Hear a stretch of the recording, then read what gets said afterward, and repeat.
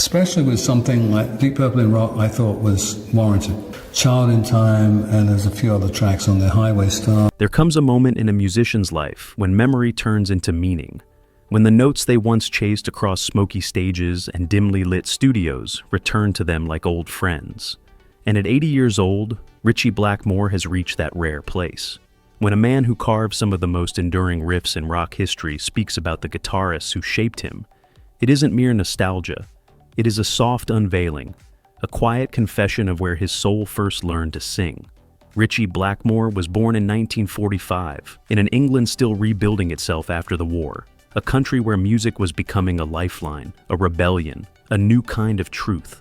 By the late 1960s, he had already begun forging a sound that defied categories. Sharp as metal, lyrical as folk, and touched by the shadows of classical music. With Deep Purple, he electrified rock with a power that echoed through the decades. With Rainbow, he shaped fantasy-imbued soundscapes that carried entire generations into new worlds. And in his later years, turning toward Renaissance and medieval music, he revealed the full spectrum of a restless, searching spirit. Blackmore never cared much for fame. He cared for tone, for precision, for the emotional weight of a single, well-placed note. And that makes his choices, the players he calls his favorites, deeply personal. They are the fingerprints left on his artistic soul, the echoes of what moved him before he ever stepped into the spotlight. So, when Ritchie Blackmore finally revealed his 5 favorite guitar players, it wasn't just a list. It was 80 years of life, distilled into sound. Number 5. Hank Marvin, The First Spark. Ritchie. Blackmore's list begins not with a titan of heavy rock, but with a quiet pioneer, Hank Marvin, the unmistakable voice of the shadows. For many who grew up in the early 1960s, that name alone brings back memories of dusty record shops, transistor radios, and afternoons spent trying to imitate sounds that felt almost otherworldly. For Blackmore, that sense of wonder was even stronger. He first encountered Marvin as a teenager, before the world knew anything about Deep Purple, or the storm of amplifiers he would one day command. Marvin's tone, clean, echoing, drenched in reverb, cut through the air like a beam of light. It was nothing like the blues players in America, nothing like the early rock and rollers. This was melody shaped with surgical clarity, every phrase measured, every string bend speaking with emotion instead of force. Blackmore has often said that Marvin was the first guitarist who made him listen differently. It wasn't about volume, it wasn't about speed, it was about control. The ability to make a guitar tell a story. If you grew up hearing the Shadows' Apache drifting through a cafe or a friend's living room, you know the feeling. The music didn't demand attention, it invited it. What Blackmore respected most was Marvin's restraint. He made the guitar sing instead of scream, Ritchie once remarked. This single idea stayed with him for decades. Even when Deep Purple was at its loudest, even when Rainbow soared into symphonic heights, Blackmore's playing carried a melodic discipline that traced back to Marvin's influence. The impact was profound. Marvin taught him that music isn't a contest, it's a conversation. He showed him that clarity could be just as powerful as distortion, and that simplicity, when delivered with intention, could travel straight to the heart. And in a young Ritchie Blackmore, who would soon change the sound of rock guitar forever, that lesson planted the first spark. Number 4. Chet Atkins, the master of precision. From the clean echoes of British instrumental rock, Blackmore's list moves into the warm, intricate world of American fingerstyle. At number 4, he places Chet Atkins, a man whose technique could humble even the most confident guitarist. While many players in the rock era focused on energy and attitude, Atkins represented something different, a craftsmanship so refined that it felt almost effortless. Blackmore discovered Chet Atkins during a period when he was obsessed with the mechanics of music. As a teenager, he practiced relentlessly, often for 8 to 10 hours a day, searching for a sound that combined speed, precision, and grace. Atkins became a guide.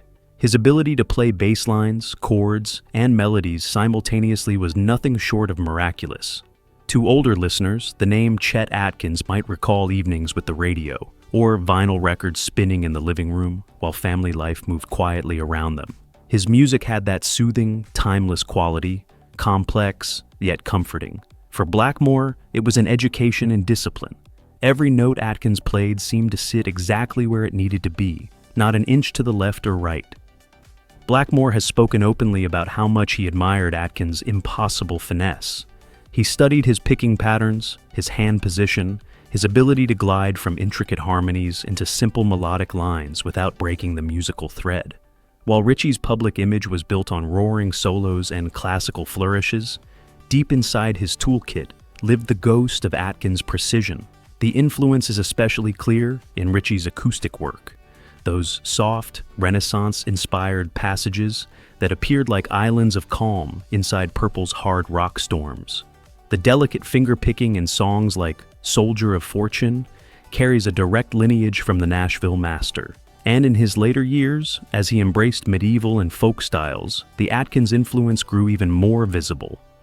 What Blackmore admired most was Atkins' integrity as a musician. He didn't need theatrics. He didn't need volume.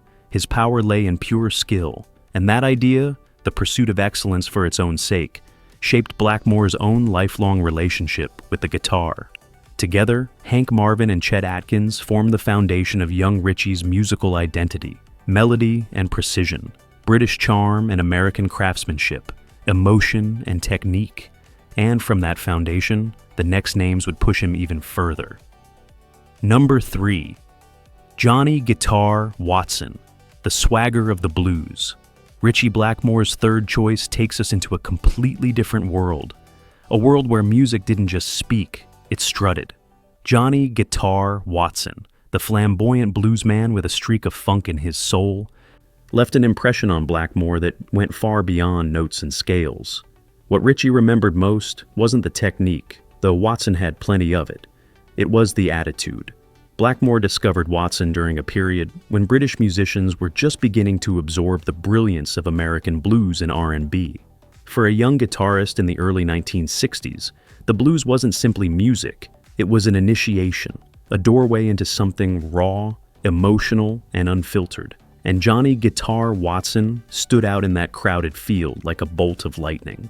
If you remember the first time you heard songs like Gangster of Love or Space Guitar, you might recall the sensation of hearing something both stylish and dangerous. Watson had a way of bending a note that carried as much personality as a shout. His phrasing was sharp, elastic, unpredictable. And for Ritchie Blackmore, it was intoxicating. Blackmore admired the way Watson combined humor with aggression, subtlety with flash. He once said that Watson played guitar as if it were another human voice, full of expression and character. That idea struck Blackmore deeply. In his own playing, both live and in the studio, he chased that same sense of vocal drama.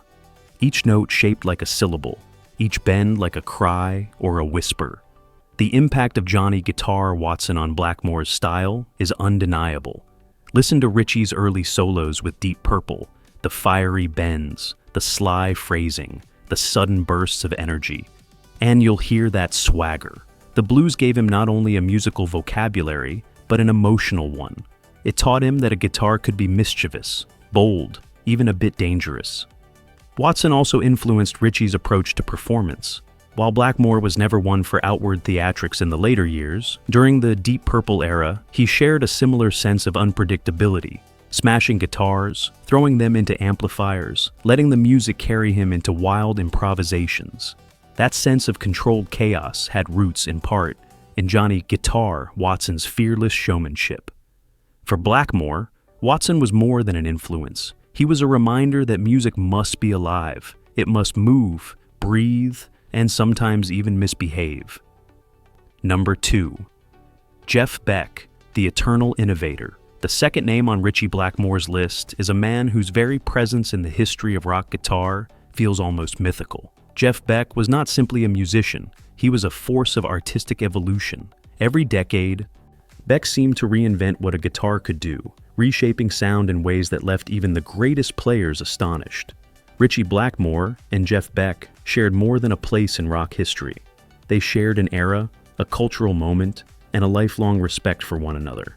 Blackmore often described Beck as the guitarist who could do anything, and for someone as technically gifted as Ritchie, that statement carried great weight. Blackmore first encountered Jeff Beck's playing in the early 1960s, long before Beck became a household name.